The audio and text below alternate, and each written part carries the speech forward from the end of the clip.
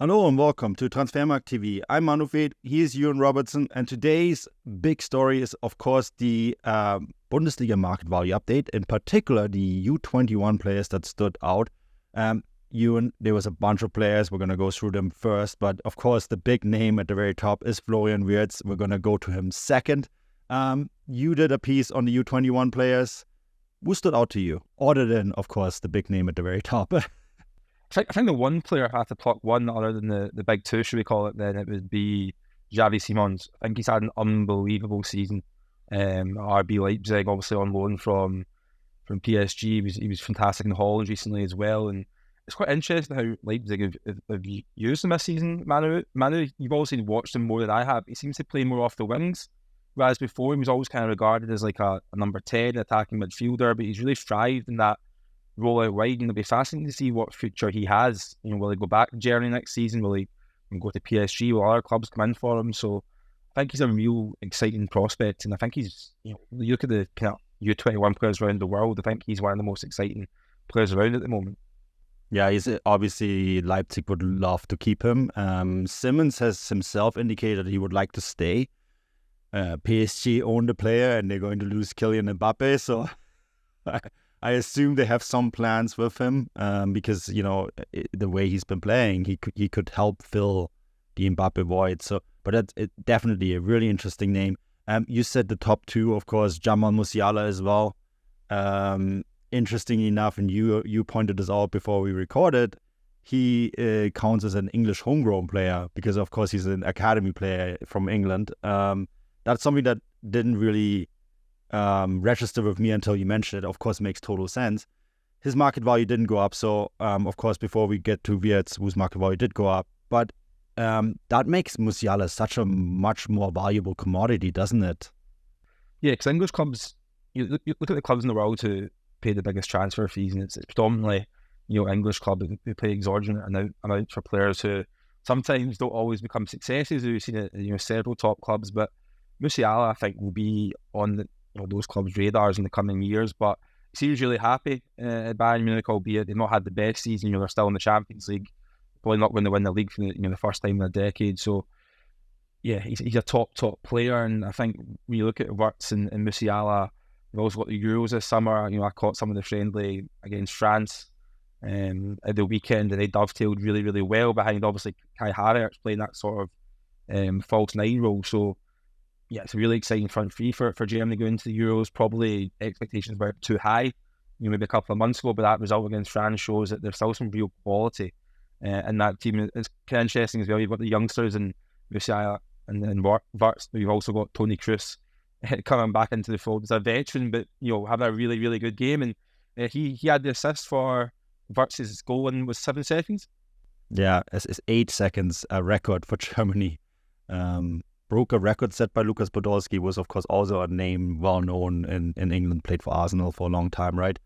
But yeah, Wirtz is feels like he and Musiala are the crown jewels of the current German generation, right? And of course, with Toni Kroos, as you mentioned, now being back, he really gives them kind of this foundation on which they can play on. Wirtz is the interesting one here, though, because he is the only one in that top two. Simmons, of course, got a market value update as well, but Wirtz is now in that same category as Harry Kane and Musiala with 110 million euro market value evaluation. There's a lot of people, myself including, who think it maybe should be even higher. You look at, where Bukayo Saka is, where Foden is. You look at the top players in Italy, where their market values are at. You look at what Wirtz has been doing for Bayer Leverkusen this season, 11 goals, 17 assists in 36 games, single-handedly dragging them to a Bundesliga title. They're 11 points ahead of Bayern Munich. In a part of the season, only 8 games remaining, where it seems like they're on a parade already to the Bundesliga title, their first ever.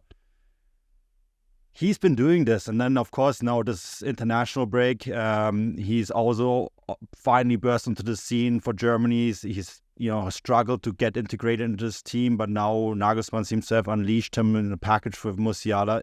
He just seems such an unreal player in so many ways. What do you think? Should have been maybe even higher? I think the potential is that in the summer update he could even go higher because he's an unbelievable prospect. And when players come back from serious injury, which Wirtz obviously had, and you spoke to him around that time, Manu, it can be difficult for players to kind of seamlessly get back into the rhythm, but he's done it. It's like he was never away. 28 goal contributions this season. He's been outstanding. I think sometimes, even over in the UK, his performances might slip under the radar because when people talk about German football and the incredible season that the Bayer Leverkusen are having, a lot of the focus tends to be on Xavi Alonso, understandably so. He's done a remarkable job, but Wirtz has kind of slipped under the radar. I mean, look at kind of the youngsters across Europe. He's one of the best, if not potentially the best, some could argue, but in terms of prospects, he's right up there. And obviously with the market value updates across all the top 5 leagues, Wirtz is now the 6th most valuable player in the world. 7 for 6th off the top of my head, so 7 for 6th. And Musiala is obviously there as well. So it shows you how well they are regarded in terms of players in the world. We're talking about one of the best young players in the world in Florian Wirtz. Yeah, I mean, it's. I think what I find so remarkable about him is that it's really difficult to quantify why he's so good, because he does so many things so well. And I think the one thing that strikes me the most is the ability to overcome adversity when things go bad for his team.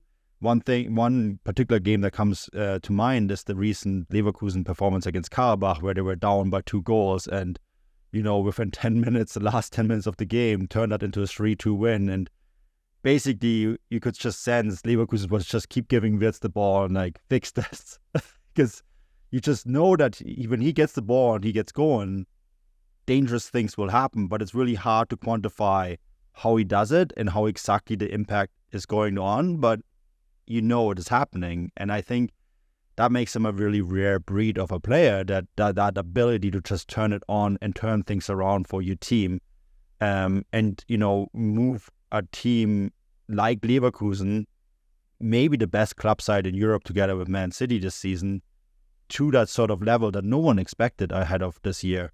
I think that is really the remarkable thing about Florian Wirtz. See, for me, man, it's something that you have a better insight, obviously being an expert in German football, but where do you think his best position is, or do you think he's a player that can play in a variety of roles? He can play. Leverkusen also play a really specific system, with the wing backs. But I mean, he plays for Germany. At the weekend he kind of played more out wide. I know he has played that role at Leverkusen as well. But when he gets older and matures, where do you think his best position will be? People would say a number 10, but I actually think it doesn't matter where you put him. He kind of reminds me a little bit of Messi that way. I don't think he is like Messi, but you just put him. Yeah. Messi, what was his position really? He was an attacking player, but he was kind of all over the field, right? Still is.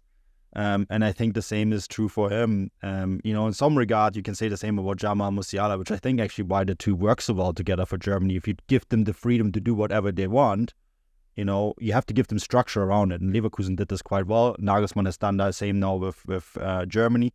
You have to give them structure, but in that structure, you have to allow Florian Wirtz to do whatever he wants. And that is different than maybe a classic number 10, who's a playmaker and gives structure to an attack. Wirtz is kind of like a chaos player. You just give him the ball and he will be on the left, he'll be on the right, he'll be in the middle, will pop up further up. And I think that's why I would say he's an attacking midfielder. He's a full-on out attacking midfielder, and his best position is to let him do whatever he wants in the final third. Yeah, it's another thing that's really interesting for me as well is that when players do really well in the Bundesliga or any country in the world, they get linked for their clubs. But it seems that I read a quote from him last week that he's pretty committed to Leverkusen. I think he looks like he'll stay there for next season at least. I think the one thing is here Kai Havertz, who's finally come to his own, after how many years, who maybe left Leverkusen too early. The Wirtz family who runs his business, his father is, with the help of an outside agent, more or less overseeing this development. They're quite conservative. And I think there now is talk that Wirtz could stay at Leverkusen until 2026, the World Cup, right? Which is probably a smart thing to do, because he will develop there just as well as anywhere else. And the risk to go to a club like Havertz did with Chelsea, and it going backwards is high, right? And then the reverse course, as we've seen with Havertz, now he's done it at Arsenal, is really difficult. And I think they want to avoid that scenario at any cost. And so they say, why should he leave now? He's 20. Clubs will still want him when he's 22, 23, 24, right? There's time. And so I think that is really interesting, but it also shows you that there is a background and a family around him that secure that he can develop in a very, very positive manner. Yeah, no, exciting player definitely. And there's lots of great talents in the Bundesliga at the moment. But if you look at the piece that I wrote about the 21 most valuable players, the big three are quite ahead of the rest. If you look at Wirtz, Musiala, and then Simmons in terms of market value, and there's a £40 million gap to the likes of Benjamin Sesko.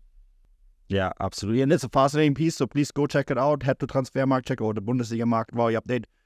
It's the final big league that we have updated, so if you want to go back, check out the Premier League, La Liga, Serie A. There's an MLS update there as well, so check that out too. If you join us from North America, you can do that on transfermarkt.us, transfermarkt.co.uk, transfermarkt.com. Depending from where you're visiting us, go and check out all the great content. We'll be back soon with more. Until then, cheers and bye-bye.